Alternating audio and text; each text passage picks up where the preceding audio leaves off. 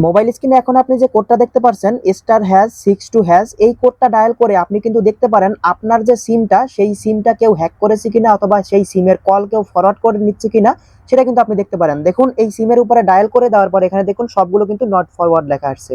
এখানে যদি দেখেন কোনো একটার পাশে অথবা ভয়েস, তারপর দেখতে পাচ্ছেন এসএমএস অথবা অন্য কোনো জায়গায় যদি দেখেন এখানে নট ফরওয়ার্ডের জায়গায় ফরওয়ার্ড লেখা থাকে অথবা যদি এখানে কোনো নাম্বার দেওয়া থাকে তাহলে বুঝবেন আপনার সেই অপশনটা কেউ ফরওয়ার্ড করে নিচ্ছে। এক্ষেত্রে আপনাকে কি করতে হবে? বন্ধ করতে হবে।